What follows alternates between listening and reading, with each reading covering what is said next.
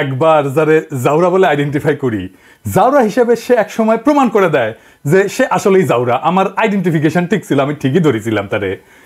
আমি এই পররাষ্ট্র সচিবরে নিয়ে মেলা এপিসোড করেছি। পররাষ্ট্র উপদেষ্টা তহিদ সাহেব পর্যন্ত কইছে যে আমি নাকি ওর পিছে লাগিছি, কারণ আমার অন্য কাউকে পছন্দ আছে পররাষ্ট্র সচিব হিসাবে।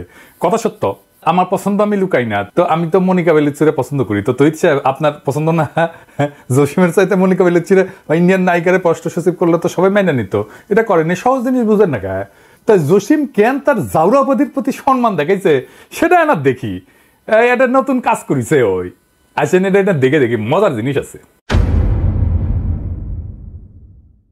জসিম পাকিস্তানের সাথে একটা দ্বিপক্ষীয় মিটিং করেছে, করা ভালো জিনিস। পাকিস্তানের সাথে করেছে, মেলা দিন মিটিং টিটিং হয় না। তো সেই দ্বিপক্ষীয় মিটিং এ কি করেছে, সে আওয়ামী বয়ান তুলে ধরেছে। পাকিস্তান নিয়ে আওয়ামী বয়ান কি ছিল, মানে যে সিপি গ্যাং এর গর্দব গুলা, আওয়ামী লীগের গুলা কি করতো, কি বলতো, আমি বামেরা কি বলতো? 1 নম্বর বলতো পাকিস্তানকে 1971-এর গণহত্যার জন্য ক্ষমা চাইতে হবে। 2 নম্বর কি করতো, পাকিস্তানের কাছে 1971-এ বাংলাদেশে অনেক পাওনা আছে, সেগুলো ফেরত দিতে হবে। 3 নম্বর, আজকে পড়া পাকিস্তানিদের ফেরত নিতে হবে।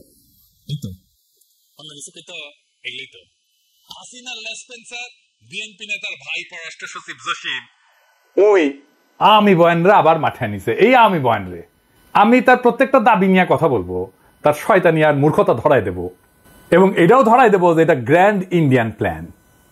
সে পাকিস্তানকে 1971-এ গণহত্যার জন্য ক্ষমা চাইতে বলছে। পাকিস্তান একবার না দুইবার রাষ্ট্রীয়ভাবে ক্ষমা চাইছে বাংলাদেশের কাছে। আমি সেই প্রসঙ্গে প্রমাণ সহ আসতেছি এখন। পাকিস্তান কি গণহত্যার জন্য ক্ষমা চাইছে? 1974-এর 5 থেকে 9 এপ্রিল বাংলাদেশ, ভারত, পাকিস্তানের পররাষ্ট্রমন্ত্রীদের ত্রিপক্ষীয় একটা বৈঠক হয়। সে বৈঠকে বাংলাদেশে প্রতিনিধিত্ব করে মুজিব সরকারের পররাষ্ট্রমন্ত্রী ডক্টর কামাল হোসেন।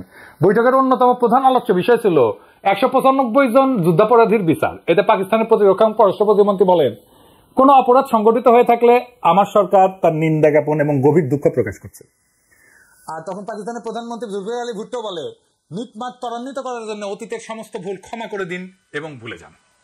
এই 2 বক্তব্যের পরিপ্রেক্ষিতে বাংলাদেশ সরকার সিদ্ধান্ত নেয় যে ক্ষমাশীলতার নিদর্শন হিসেবে এই বিচার প্রক্রিয়ায় তারা আর অগ্রসর হবে না। দেশে ফিরে 11 এপ্রিল 1974-এ ডক্টর কামাল হোসেন বলে যে বাংলাদেশে পাকিস্তান যে অপরাধ করছে তা প্রতিষ্ঠা করা, পাকিস্তান কর্তৃক তার সব অপরাধকে স্বীকার করানো এবং বাংলাদেশের বিচার অনুষ্ঠানের সামর্থ্য প্রতিষ্ঠা করাই ছিল প্রস্তাবিত যুদ্ধাপরাধী বিচারের মুখ্য উদ্দেশ্য। বর্তমান ক্ষেত্রেও পাকিস্তান তার অপরাধ স্বীকার এবং ক্ষমা প্রার্থনা করায় এই লক্ষ্য অর্জন করা গেছে। ডক্টর কামাল হোসেনের এই বক্তব্য পরদিন বাংলাদেশের সমস্ত পত্রিকায় প্রকাশিত হয়। এরপর বাংলাদেশের পক্ষ থেকে 195 জন যুদ্ধাপরাধীর বিচারের সিদ্ধান্তটা আনুষ্ঠানিকভাবে প্রত্যাহার করা হয়। এটাই ছিল প্রথম সরকারিভাবে ক্ষমা প্রার্থনা। আর ক্ষমা প্রার্থনা হয়েছে আরেকবার, হয়েছে দ্বিতীয়বার। ক্ষমা চাইছে পাকিস্তানের প্রধানমন্ত্রী ভুট্টো ঢাকায় এসে। 1974-এর জুনে শেখ মুজিবের আমন্ত্রণে পাকিস্তানের প্রধানমন্ত্রী ভুট্টো ঢাকায় এসেছেন। ভুট্টোর সামনে রাতে একটা রাষ্ট্রীয় ভোজসভার আয়োজন করা হয়েছে।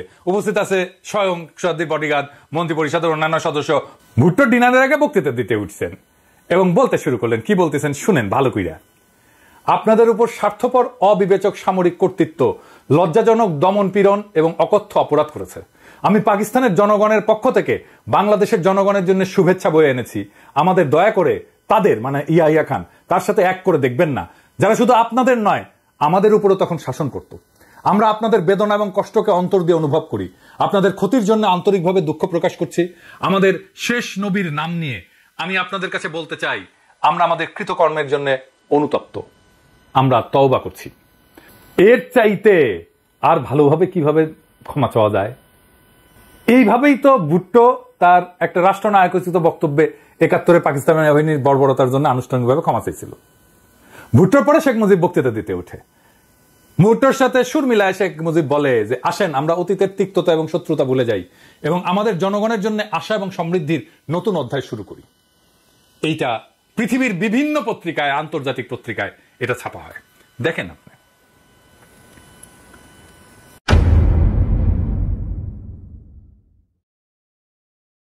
জসিম আবার ক্ষমা প্রার্থনা করতে বলে কেন? মানে এক অপরাধের জন্য কয়শবার পাকিস্তানে ক্ষমা চাইতে হবে? আমি পাকিস্তানের প্রতিনিধি দলে থাকলে জসিমের প্যান্ট খুলে নিয়ে পাছায় লাথি দিয়ে কইতাম, যা খুশি করগা। হারামজাদা জসিম জানে না এই ইতিহাস। এই ইতিহাস যদি সে নাই জানে তাহলে সচিবের চেয়ারে বসেছে কেন? বাংলাদেশের ইতিহাস সম্পর্কে বিন্দু মাত্র ধারণা নাই। আবার আইসিসে সচিবগিরি করতে শখ কত। আবার এরা যখন সরানোর কথা কওয়া হয় তখন পিঠ বাঁচাইতে চলে আসে তৌহিদ সাহেবের ধরিচ্ছি নারায়ণ। পাকিস্তান কিন্তু তার ভাষ্যে এসব কিছু উল্লেখ করে নাই, পাত্তাই দেয় নাই কি কইছে। কিন্তু পাকিস্তানের সাথে একটা ভালো কূটনৈতিক সম্পর্ক করার যে সুযোগ আমরা পাইছিলাম সেটা আমরা হারায় দিলাম, এবং এটা জসিম ইচ্ছা করে করছে, বাইঞ্চতগিরি করছে ইচ্ছা করে, হারামজাদা। তারপরে আসেন পাওনা টাকার ইস্যু নিয়ে, টাকা নাকি পায়, এটা নিয়ে কি বুঝে দেখি। এই পাওনা টাকার বিষয়টা 2016 সালে হাসিনা সরকারের ইস্যু, ওইখান থেকে কপি পেস্ট করেছে, দেখেন জনকণ্ঠের পত্রিকা। হাসিনা সরকারের ইস্যু, হাসিনার জনপ্রশাসন পদক পাওয়া হাসিনার পাঁচাটা প্রফেসর ইউনুসের সচিব, বিএনপি নেতার ছোট ভাই, বিএনপির রিকমেন্ডেশনে হওয়া পররাষ্ট্র সচিব, এটা ফলো আপ করেছে।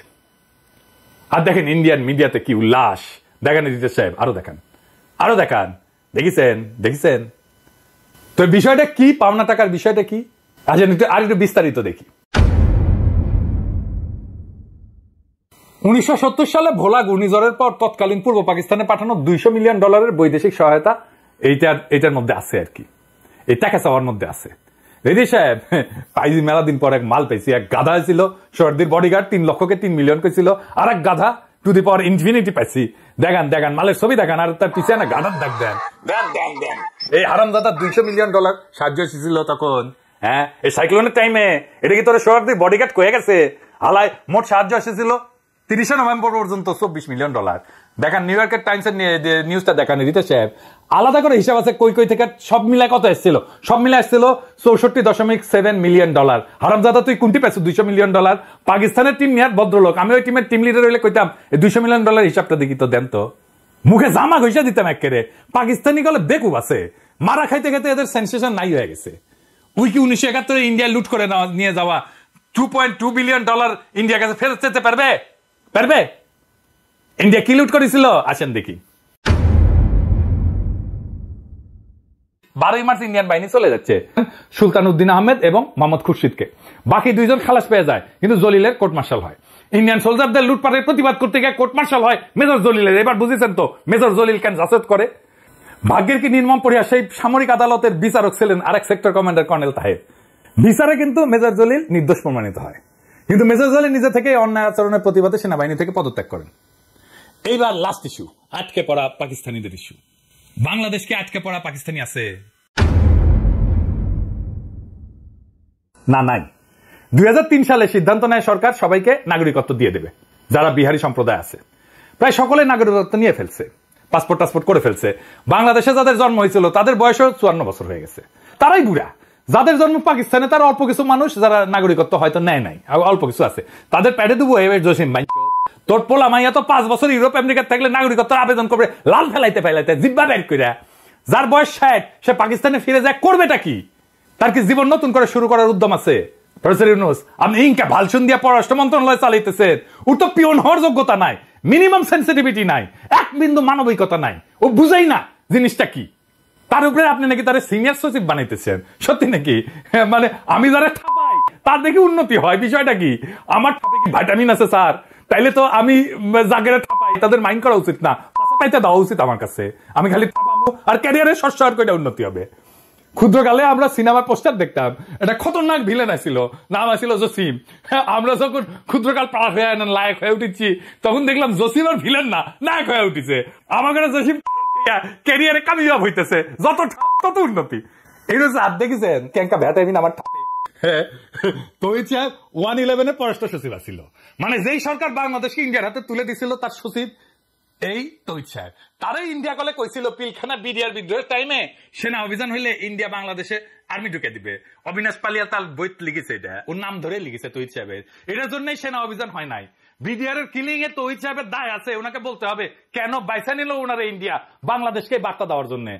আমি জেনারেল ফজলুর রহমানকে রিকোয়েস্ট করছি ওনার জবানবন্দি নেওয়ার, সাক্ষ্য নেওয়ার, এই বইয়ের রেফারেন্স পাঠাইছি ওনার কাছে। তৌহিদ সাহেব পাকিস্তানের সাথে আমাদের রাষ্ট্রের সাথে সম্পর্ক করতে হবে।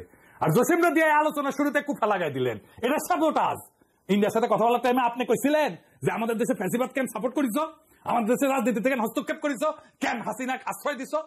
এখন পাকিস্তানের সাথে আলাপের টাইমে গোয়াত কুরকুরায়, আপনার কুরকুরায়। হ্যাঁ, তো ইউকের সাথে আলাপের টাইমে কি যে কবেন যে সম্পদ আমাদের লুটপাট করিস, তো কলোনির সময় সেটা ফেরত দাও। 76-এর মন্বন্তর আর 43-এর মন্বন্তর 2টা দুর্ভিক্ষ হয়েছিল, তার জন্য ক্ষতিপূরণ চাইবেন আপনি। ডক্টর ইচ্ছা বাংলাদেশকে আপনার নাকি আপনার সচিবের বাপের তালুকদারি? এ দেশটা ইচ্ছা মতো আপনি পররাষ্ট্রনীতি সাজাবেন? এটা কি আপনার বাপের জমিদারি পেছেন? জমিদারি একদম পিছন দিয়ে হান্দাই দিব আপনাদের। জসিমকে পররাষ্ট্র মন্ত্রণালয় থেকে পাশায় লাথি দিয়ে খেদাবে পাবলিকে, এটা করবেই পাবলিকে। মধ্যে আমি ক্ষতিপূরণ ঢুকে দেবো, কেঙ্কা করে ঢুকে দেবো জানেন? এ জসিম, এই পাকিস্তানি ক্ষতিপূরণ আমি দিব, আমি দিচ্ছি, আমি দায়িত্ব নিছি, তোক দিব, নেব তুই কেঙ্কা করে দিব জানিস? আই শোন,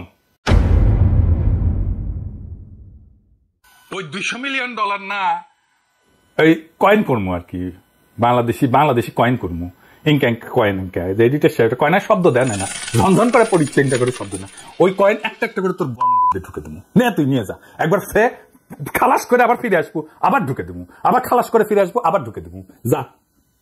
ইন্ডিয়ার লেসপেন্সারি করার জন্য তো পালিচ্ছি, হ্যাঁ আমরা বেতন দিয়া। আর প্রফেসর ইউনূস, আপনি যদি ইন্ডিয়ান লেসপেন্সারদের সিনিয়র সচিব বানান, আমি প্রত্যেকটা এপিসোডে কমু আপনি ইন্ডিয়ান লেসপেন্সারদের প্রমোট করছেন। আপনার সরকারের প্রতি আমাদের সমর্থন আনকন্ডিশনাল না, এটা মনে রেখেন স্যার। বিএনপির চাপ, ওয়াকারের চাপ, দ্রুত নির্বাচনের চাপ, এই সবকিছুর সামনে বুক চিতায় দাঁড়াইছি, উদয় না। হ্যাঁ, এই জন্য দাঁড়াই নাই যে আপনি জসিমের মতো ইন্ডিয়ান লেসপেন্সারদের পুরস্কৃত করবেন। জনগণ বোকা না স্যার, সব বুঝে। আর একটা এপিসোড করেছিলাম, এখনো রিলিজ করিনি, সারমো এই পররাষ্ট্র মন্ত্রণালয় নিয়ে আমি কইছি না, সপ্তাহে সপ্তাহে একটা করে সারমো, ওরা আসতেছে, আরো কিছু আকাম এক্সপোজ করে দেবো। আমাদের প্রত্যয় একটাই, এদেশের প্রত্যেকটা জাউরা আইডেন্টিফাই করা, আর তাদের ইতিহাস অজ্ঞতায় জনতার সামনে তুলে ধরা। এই জসিম হোক আর তার অভিভাবক তুল্য তহিদ সাহেব, কেউই জনগণের প্রশ্নের উঠে না। ক্ষমার প্রশ্নের পাকিস্তানের ইতিহাস না জেনে যারা নতুন করে ক্ষমা চাও ধরা চালু করে, তারা আসলে এই ইতিহাস বিকৃতির মাধ্যমে ভারতের চক্রান্ত বাস্তবায়ন করতেছে। আমাদের চোখে তারা দেশের শত্রু, জাতির প্রতি প্রতারণাকারী।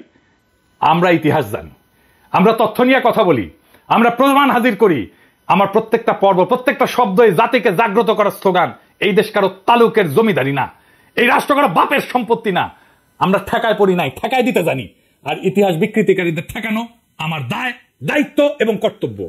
এই যুদ্ধে আমি একা না, আমার সাথে আছে জাগ্রত জনতা, আছে বিপ্লবী জনতা, আছে স্মৃতিশক্তির প্রত্যেকটা পৃষ্ঠা, আর আছে সেই অদম্য রক্ত যা বর্ষা বিপ্লবের রুহানি প্লাবনে প্রবাহিত হয়েছিল। তাই কইতেছি, আমার ঠাপে যদি কারো ক্যারিয়ার হয় তবে আমি, আর ঠাপে যদি কারো মুখোশ খোলে তবে আমি মুখোশও ছিড়ব। রাষ্ট্র নিয়ে খেললে খেলাটা আমি শেষ করে দেব, কারণ